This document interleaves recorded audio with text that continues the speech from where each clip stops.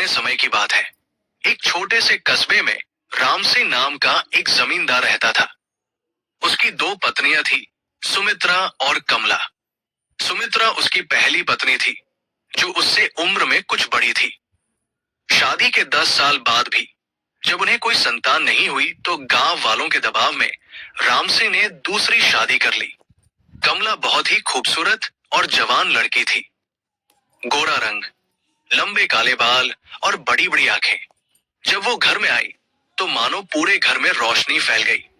राम सिंह, जो पहले शाम को सुमित्रा के कमरे में जाता था, अब सीधे कमला के कमरे में चला जाता। सुमित्रा के दिल में जलन की आग धधकने लगी। कमला बोली, देखो जी, मैंने तो आपसे कहा था कि मुझे अकेले रहना पसंद नहीं, पर आप तो दिन भर खेतों में रहते हो, मेरा मन नहीं लगता।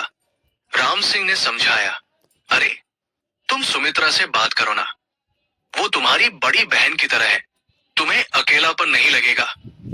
बड़ी बहन?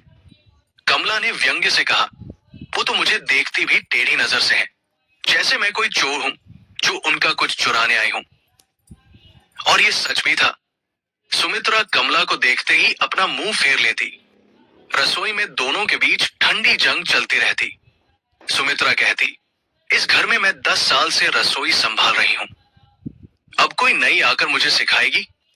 कमला जवाब देती, मैं तो बस अपने हाथ से खाना बनाना चाहती हूं। मुझे पता है मेरे पति को क्या पसंद है।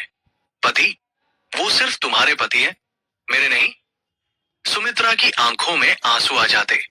कमला चुप हो जाती। उसे भी अच्छा नहीं लगता था ये सब, लेकिन दोनों के बीच की खाई दिन ब दिन गहरी होती जा रही थी। एक दिन राम सिंह बाजार से कमला के लिए लाल रंग की खूबसूरत साड़ी लेकर आया। सुमित्रा ने देख लिया, उसके दिल में कांटा चुभ गया। वो बोली, वाह, अब तो बस एक ही को याद रहता है, दूसरी तो जैसे मर ही गई हो। राम सिंह शर्मिंदा हो गया। उसने कहा, अरे तुम्हारे लिए भी तो लाया हूं। ये कहकर उसने एक साधारण सी सफेद साड़ी निकाली। सुमित्रा ने साड़ी को हाथ भी नहीं लगाया। बोली, रख लो अपने पास, मुझे नहीं चाहिए तुम्हारी दया। उस रात सुमित्रा ने खाना नहीं बनाया, कमला ने बनाया। राम सिंह ने दोनों को बुलाया, लेकिन सुमित्रा नहीं आई। वो अपने कमरे में रो रही थी। जैसे जैसे महीने बीतते गए, सुमित्रा और भी उदास होती गई। वो दिन भर अपने कमरे में बैठी रहती या मंदिर चली जाती। गांव की औरतें उस पर तरस खाती। कोई कहती, बेचारी, पहले तो कोई बच्चा नहीं और अब पति का प्यार भी छिन गया। दूसरी तरफ कमला को भी सुकून नहीं था। राम सिंह हर रात उसके पास आता तो जरूर, लेकिन उसकी आंखों में वो चमक नहीं थी। वो सोचता रहता कि सुमित्रा नाराज तो नहीं, उसने खाना खाया या नहीं। 6 महीने बाद कमला गर्भवती हो गई। जब ये खबर घर में फैली तो सुमित्रा का दिल और टूट गया। अब तो उसके पास कुछ भी नहीं बचा था, ना पति का प्यार, ना अपनी कोई संतान। एक दिन सुबह सुमित्रा आंगन में झाड़ू लगा रही थी। कमला बाहर आई। उसके हाथ में चाय के 2 कप थे। उसने एक कप सुमित्रा की तरफ बढ़ाया। क्या है? सुमित्रा ने रूखेपन से पूछा। चाय। मैंने सोचा हम दोनों साथ बैठकर पिए। मुझे नहीं चाहिए। सुमित्रा ने मुंह फेर लिया। कमला की आंखों में आंसू आ गए। वो धीरे से बोली, देखो दीदी, मैं जानती हूं आप मुझसे नफरत करती हैं, लेकिन ये तो सोचो कि हम दोनों एक ही परिस्थिति में हैं। हम दोनों एक ही आदमी की पत्नियां हैं। हम दोनों को एक ही घर में रहना है। सुमित्रा ने कहा, हाँ, लेकिन तुम्हारे पास सब कुछ है। पति का प्यार है, अब बच्चा भी होने वाला है। मेरे पास क्या है? खाली कमरा और सूना आंगन। तो क्या ये मेरी गलती है? कमला की आवाज काम गई। मैं भी तो अपने माँ बाप की इकलौती बेटी थी। मुझे भी तो सपने थे अपने घर के, अपने पति के, लेकिन मुझे एक ऐसे घर में ब्याह दिया गया जहां पहले से एक पत्नी मौजूद है। क्या मैं खुश हूं यहां? सुमित्रा पहली बार चौंकी। उसने कभी इस नजरिए से नहीं सोचा था। कमला भी तो पीड़ित थी। कमला आगे बोली, मुझे पता है आप सोचती है कि मैंने आपका सब कुछ छीन लिया, लेकिन सच तो ये है कि ना आपकी खुशी पूरी है, ना मेरी। हम दोनों आधी आधी जिंदगी जी रही है। उस दिन के बाद दोनों के बीच बातचीत तो नहीं हुई, लेकिन खुली दुश्मनी जरूर थोड़ी कम हो गई। कुछ महीने और बीत गए। कमला का पेट अब साफ दिखने लगा था। राम सिंह उसका बहुत ख्याल रखता। सुमित्रा ये सब देखती और अपने भाग्य को कोसती। एक रात भयानक तूफान आया। बारिश इतनी तेज थी कि घर की छत टपकने लगी। राम सिंह उस समय शहर गया हुआ था। घर में सिर्फ दोनों पत्नियां और दो नौकर थे। अचानक आधी रात को कमला की चीख सुनाई दी। सुमित्रा अपने कमरे में थी। उसने पहले अनसुना कर दिया। मुझे क्या, वो अपना देख ले। लेकिन चीखें बढ़ती गई।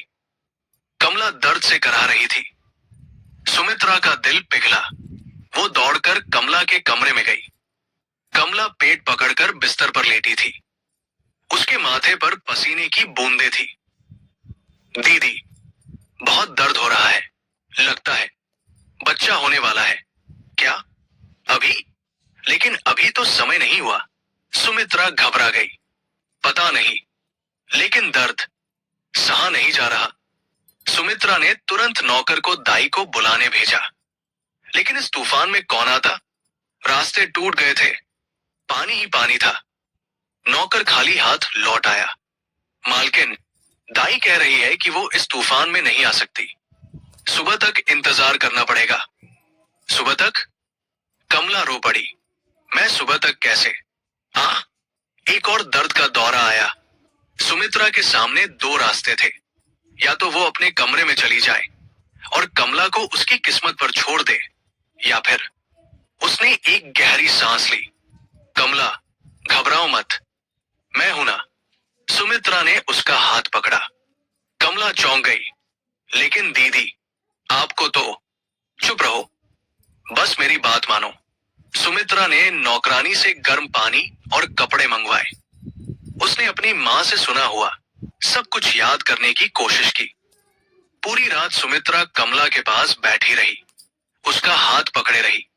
उसे हिम्मत दिलाती रही। बस थोड़ा और, हिम्मत रखो, सब ठीक हो जाएगा। कमला ने दर्द के बीच कहा, दीदी, मुझे डर लग रहा है। अगर मुझे कुछ हो गया तो? कुछ नहीं होगा। सुनो, जिंदगी ने हम दोनों को एक साथ बांधा है। एक ही घर में, एक ही पति की पत्नियां। हम चाहे या ना चाहे, हम एक दूसरे से बंधे हैं। आज तुम्हें मेरी जरूरत है, कल मुझे तुम्हारी हो सकती है। भोर होते होते एक बच्चे की किलकारी गूंजी। सुमित्रा ने अपने हाथों से उस बच्चे को संभाला। एक प्यारा सा बेटा। कमला थकी हुई थी, लेकिन उसकी आंखों में खुशी के आंसू थे। दीदी, आपने मेरी जान बचाई, मेरे बच्चे को बचाया। कमला रो पड़ी। सुमित्रा ने बच्चे को कमला की गोद में रखा। फिर धीरे से उसके माथे पर हाथ फेरा। ये बच्चा सिर्फ तुम्हारा नहीं है कमला, ये हमारे घर का है, मेरा भी है। कमला ने सुमित्रा का हाथ पकड़ लिया। दोनों की आंखों में आंसू थे, लेकिन इस बार नफरत के नहीं, प्यार के आंसू थे। सुबह जब राम सिंह घर लौटा तो उसे यकीन नहीं हुआ। उसकी दोनों पत्नियां एक साथ बैठी थी। बच्चा सुमित्रा की गोद में था और कमला उसके कंधे पर सिर रखकर सो रही थी।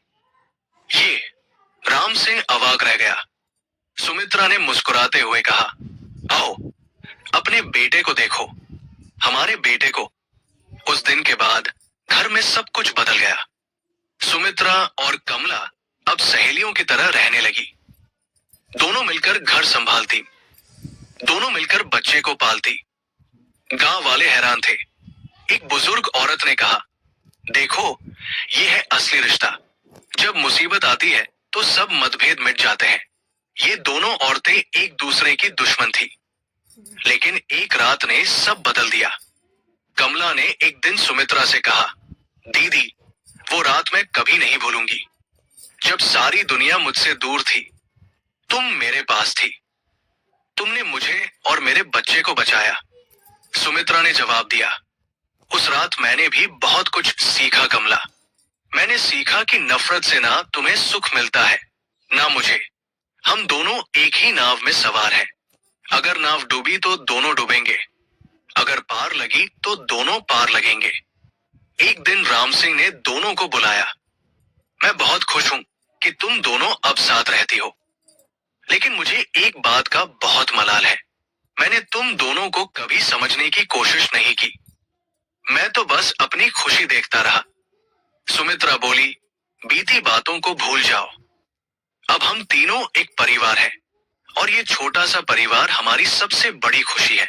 कमला ने बच्चे को सुमित्रा की गोद में दिया और बोली, दीदी, आज से ये बच्चा तुम्हारा है। मैं सिर्फ इसकी मां हूं, लेकिन तुम इसकी दादी, बुआ और सब कुछ हो। इसे दो माओं का प्यार मिलेगा। 2 साल बाद सुमित्रा को भी एक बेटी हुई। कमला ने उसे अपनी बेटी की तरह पाला। दोनों बच्चे साथ बड़े हुए। गांव में कहावत बन गई, रामसिंह के घर जैसा सुख किसी के घर नहीं, जहां दो पत्नियां प्यार से रहती है। सुमित्रा अक्सर कहती, जिंदगी ने हमें एक सबक सिखाया, नफरत से किसी का बुरा नहीं होता, प्यार से सबका भला होता है। हम दोनों नफरत में जल रही थी, लेकिन उस एक रात ने हमें बहन बना दिया। कमला जवाब देती, सच कहा दीदी, वो कहावत है ना, अकेला चना भाड़ नहीं फोड़ सकता। हम दोनों अगर अलग अलग होते तो दोनों दुखी होते, साथ आए तो घर स्वर्ग बन गया। समय बीतता गया। राम सिंह के घर में सुख शांति छा गई। गांव की दूसरी औरतें भी सीख लेने लगी। जहां भी दो पत्नियों में झगड़ा होता, लोग राम सिंह के घर की कहानी सुनाते। एक बुजुर्ग ने कहा, इस कहानी से हमें ये सीख मिलती है कि परिस्थितियां हमें तोड़ती नहीं, जोड़ सकती है। बस जरूरत है एक दूसरे को समझने की, एक दूसरे के दर्द को महसूस करने की। सुमित्रा और कमला की दोस्ती पूरे इलाके में मशहूर हो गई। लोग कहते, ये दोस्ती नहीं, ये आत्मा का रिश्ता है। एक रात ने दो दुश्मनों को सगी बहनों में बदल दिया, और इस तरह एक तूफानी रात ने दो दिलों को बदल दिया। नफरत की दीवार टूट गई और प्यार का पुल बन गया। राम सिंह का घर अब सच में एक घर बन गया था, जहां प्यार था, समझ थी, और सबसे बढ़कर एक दूसरे के लिए सम्मान था।